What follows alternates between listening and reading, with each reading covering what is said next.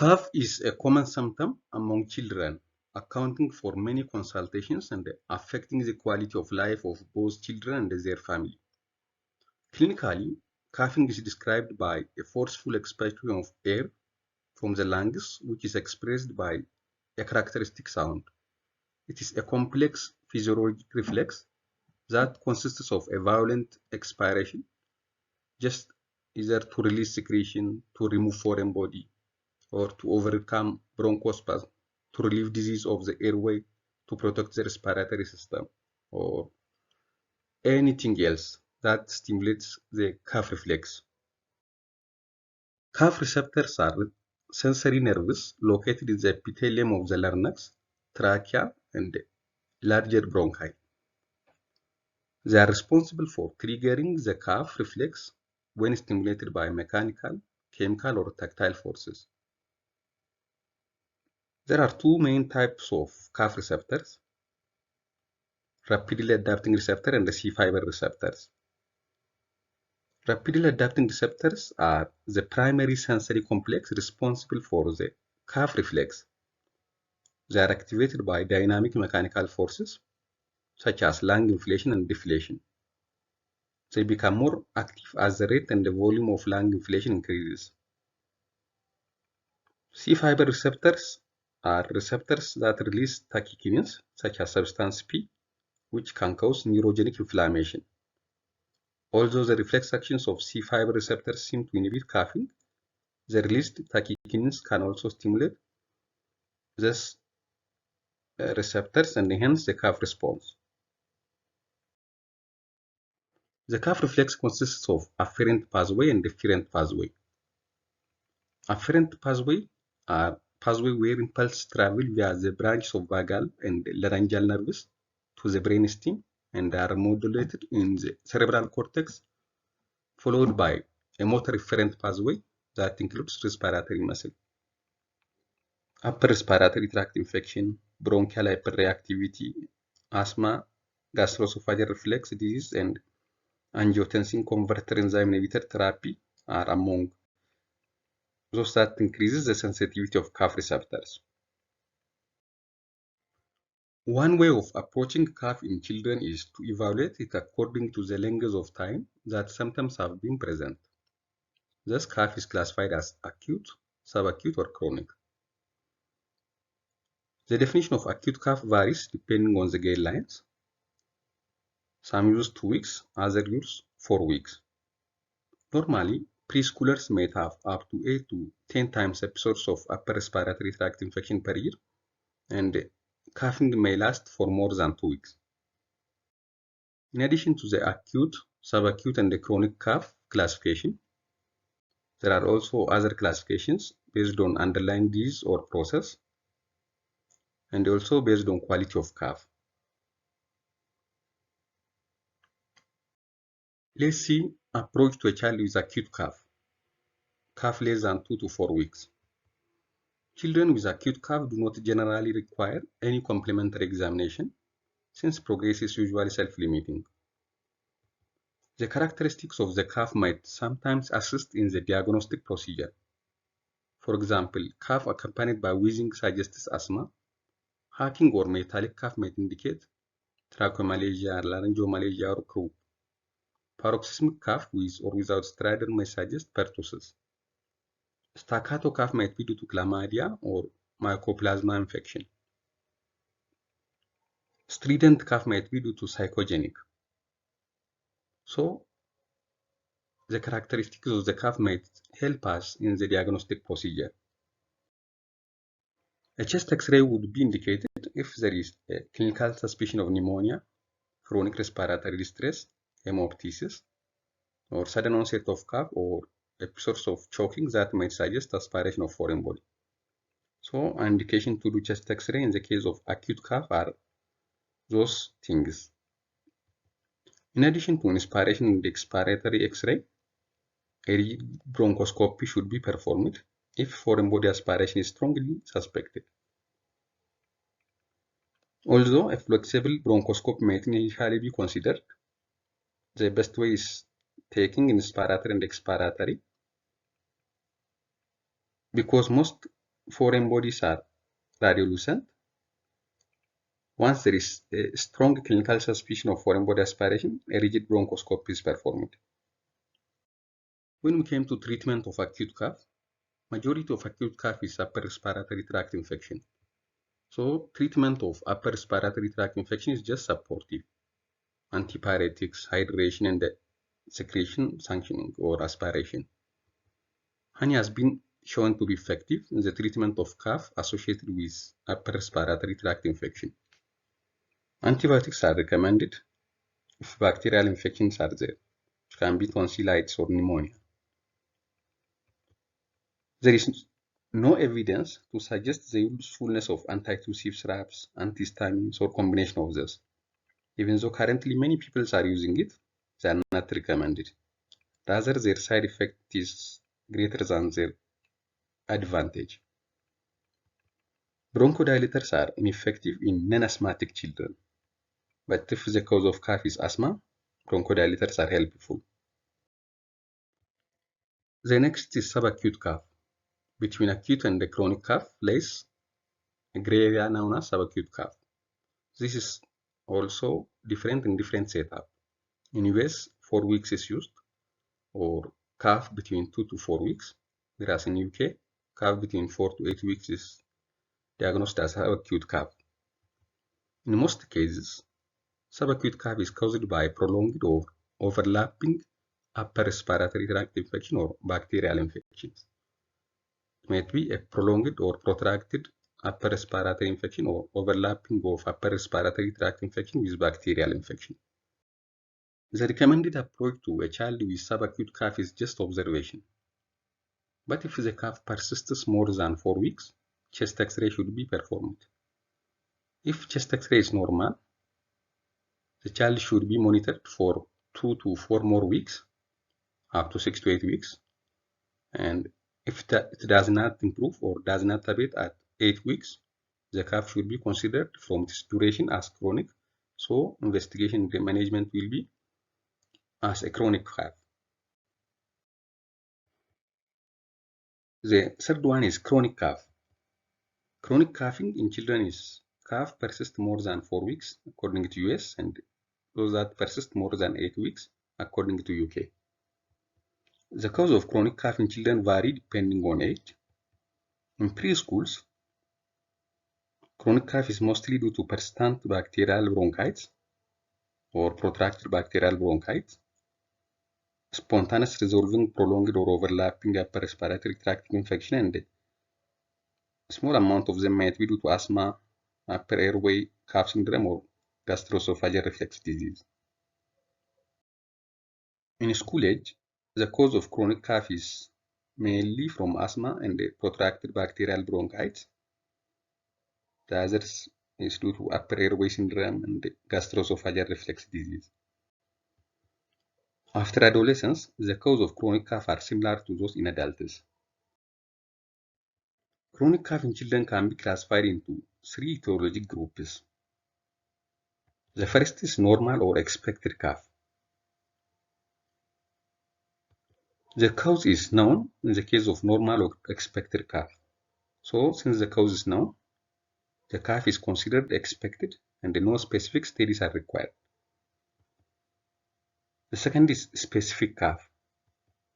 This is cough that occurs with signs and symptoms suggesting a specific diagnosis that has been reached after thorough examination.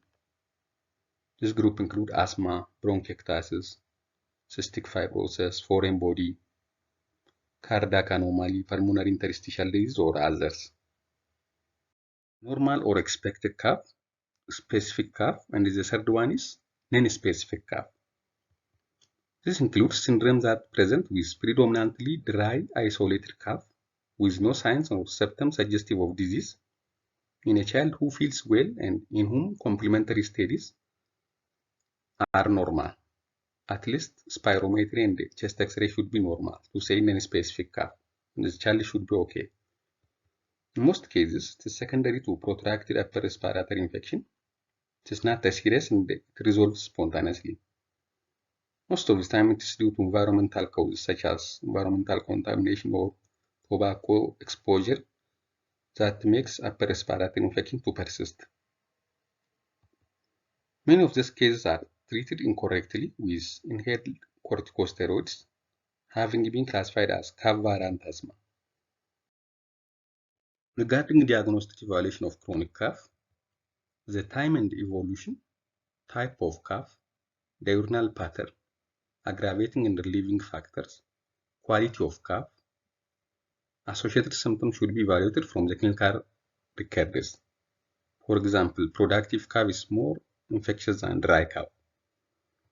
Physical examination must be completed and detailed, including the ear, nose, and the throat, because there is cough receptor there. Diagnostic tests should be requested after a full history and a clinical examination have been obtained. In the case of chronic cough, chest X-ray is the first study, and the other studies are depending on the result of chest X-ray. This includes complete blood count, microbiologic investigation, skin tests such as sweat test, tuberculin skin test for tuberculosis and cystic fibrosis, and also allergy study.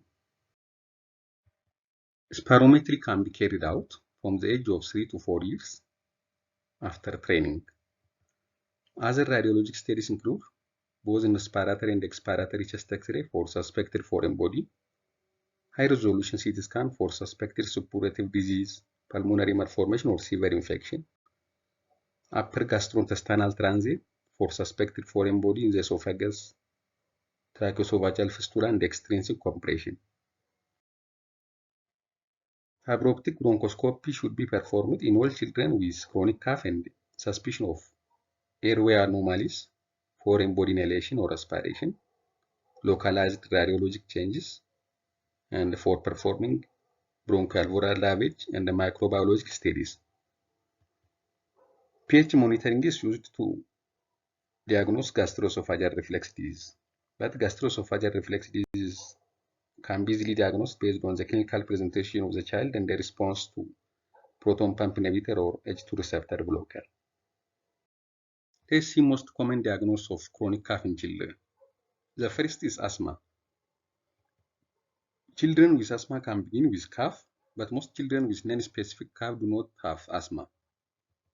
Risk factors such as family history or having a history of allergic rhinitis, food allergy, inhaled allergen sensitization, eosinophilia greater than 4%, and the characteristics of cough, presence of wheezing, and the spirometry can assist in reaching the diagnosis. The other is persistent bacterial bronchitis, which is defined as productive chronic cough secondary to airway infection that resolves with long-term antibiotic treatment after other diseases have been ruled out. The most commonly involved microorganisms are those that cause acute otitis media. Those includes strep pneumonia, H. influenza, and Moraxella catarrhalis. Definitive diagnosis is carried out by bronchoscope and bronchoalveolar lavage. The third is upper airway cough syndrome or posterior nasal drip or postnasal drip. This is due to mechanical stimulation of afferent branch of cough reflex in upper airway by secretion that descend from nose or paranasal sinus. It's called postnasal drip. In preschoolers, it is caused by repeated infection due to adenotonsillar hypertrophy or seromucous otitis.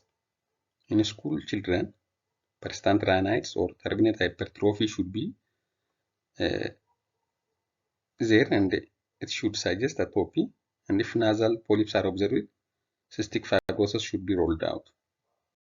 The fourth is gastroesophageal reflux disease. GERD cough is usually dry and worsen at night. A pH test or giving proton pump inhibitor for 2 weeks can help confirm acid reflux. The other is functional respiratory disorder, such as psychogenic cough. Psychogenic cough is less common in males, generally occurs in school children or teenagers. It usually starts after upper respiratory tract infection, and the child is having cough intermittently during the day, and it disappears when the patient is distracted or sleeping. Chronic cough should be treated after a thorough etiologic study. The family must be reminded to avoid exposing the child to tobacco smoke and other environmental irritants. Then, the aim is just to eliminate the causative agent and treating the causes as clinical practice guideline. For specific cough, chronic cough due to asthma requires treatment with bronchodilator and steroid. If it is allergic rhinitis, antihistamine and nasal steroid will be required. If it is sinusitis, it requires treatment with antibiotics. Gastroesophageal reflux should be treated with proton pump inhibitor. Protracted bacterial bronchitis needs long-term treatment, 2 to 6 weeks, amoxiclav or clarithromycin. Psychogenic cough requires investigation of the cause of stress or anxiety and subsequent psychological support. For non-specific cough, if the cough has a moderate impact, there is no underlying disease, and the child is healthy, a period of observation is recommended. Before diagnostic test or treatment are initiated, just observation, with a follow-up examination of a child after 6 to 8 weeks. A trial treatment with inhaled corticosteroid for dry cough for 2 to 12 weeks is recommended by experts, and the patient should be reassessed after 2 to 3 weeks. And if there has been no response to treatment after 2 to 3 weeks, it should be discontinued. In case of non-specific productive cough, initiating a course of antibiotic for 2 to 3 weeks might be considered. So if it is a dry cough, considering asthma as a cause, a trial of inhaled corticosteroid should be given. If there is no response at 2 to 3 weeks, we discontinue. If it is more of productive cough, considering protracted bacterial bronchitis, antibiotics should be initiated, and we should have to follow the response. In some patients, cough resolves spontaneously, irrespective of treatment. The diagnosis of cough as cough variant asthma can only be established if symptoms recur after treatment and respond again after it is reintroduced. If symptoms recur after treatment withdrawal and respond again after it is reintroduced, cough variant asthma can be diagnosed. So a positive response with inhaled corticosteroid does not confirm the diagnosis of asthma. Response only is not adequate. After response, you should have to withdraw. When you withdraw, the symptoms should have to recur, and when you re-administer inhaled corticosteroid, should have to respond to, say, cough variant asthma. The use of central acting antitussives, non-opioid antitussives, mucolytics, expectorants are not indicated in pediatrics. The presence of more than one cause of cough may lead to a delay in response or a delay in treatment, which cause treatment failure if underlying conditions are not treated. For example, if there is asthma and gastroesophageal reflux concomitantly, it might cause delay in diagnosis and delay in treatment. This is a summary of approach to a coughing child. Thank you for watching.